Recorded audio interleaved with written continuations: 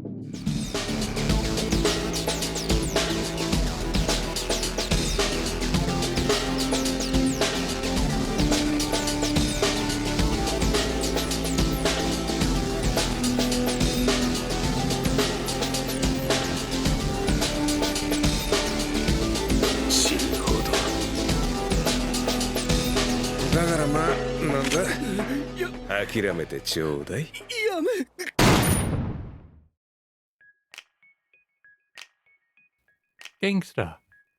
What I would consider technically the third of the pre-2020 crime anime trio. I don't know, it's not official. However, I've always compared this show to the likes of Black Lagoon, which came out in 2006, and then Jormungand, which came out in 2012.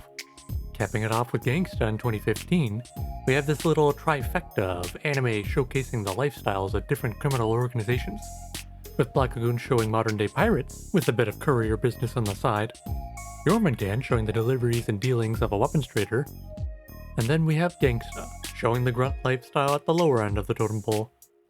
These three separate stories have such a similar theme that it would almost make sense if I told you they all actually existed in the same world. And while technically Black Lagoon and Jormungand do have kind of a crossover chapter in Black Lagoon the Book of Venom, it's technically a fan book, so there's no shared world in any sort of official capacity.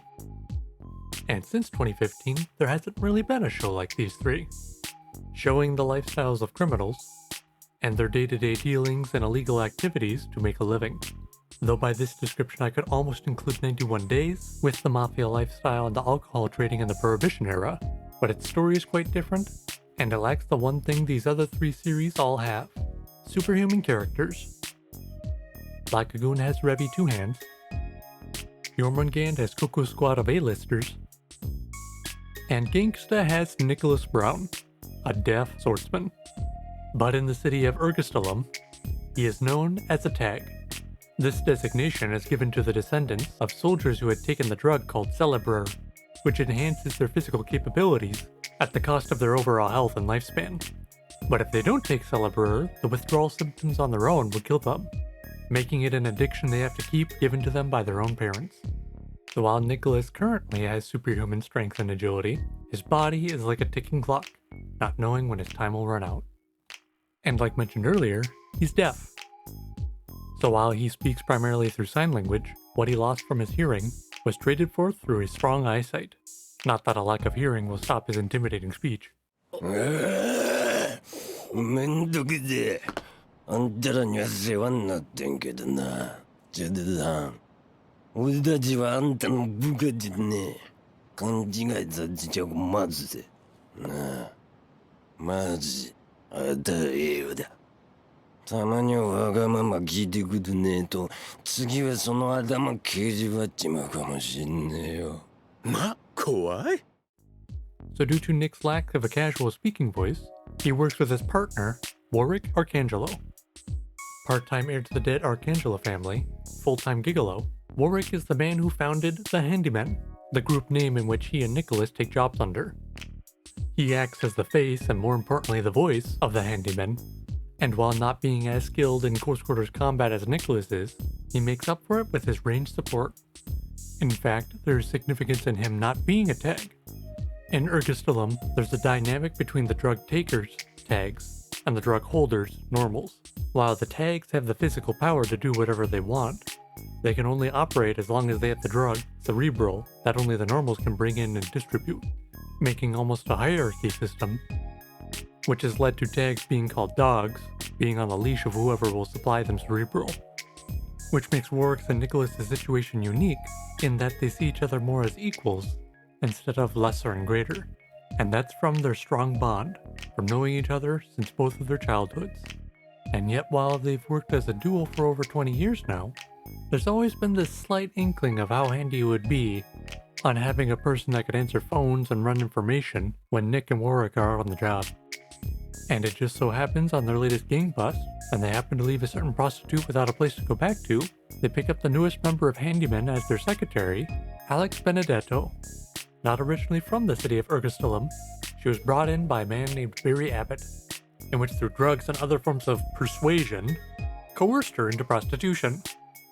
And while she was saved when the Handyman took out Barry and his gang, and she tried to put that past behind her, we see that it takes much more than just leaving that prior situation to properly deprogram that mindset of survival that she was stuck in.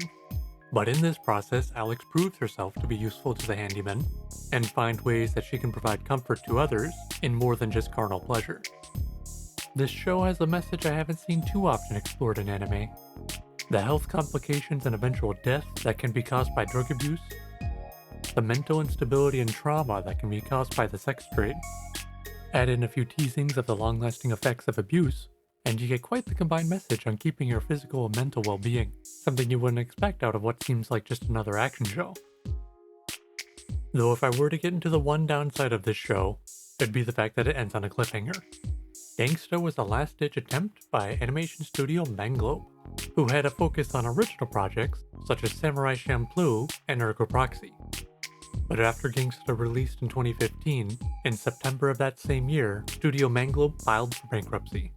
But there are more volumes past where the anime goes in the manga, so it's not a hard cliffhanger if you can look around. But with that, let's talk about the music. Many of the songs in Gangsta's soundtrack are quite similar to this one, in which they keep a steady beat. I had originally thought that these tracks were actually a bit boring to listen to, but what they lack in setting action, they make up for setting tone.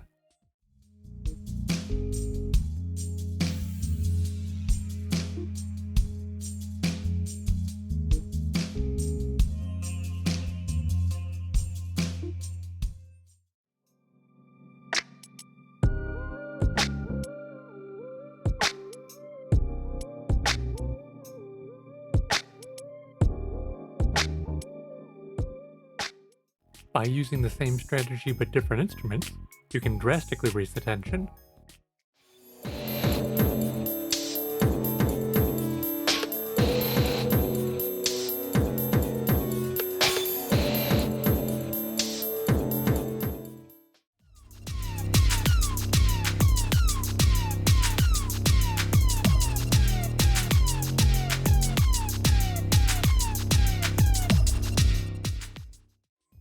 And by removing hard edges and using more softer tones, you can also release tensions.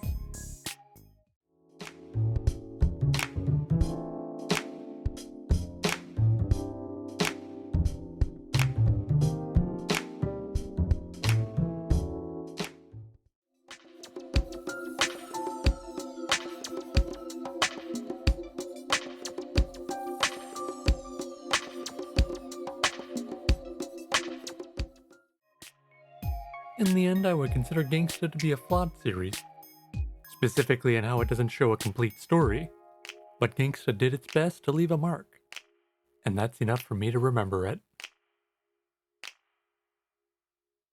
Thank you for making it this far. While I'm still playing with the format, please leave a comment if there's a series you want me to cover next on Anime Palette.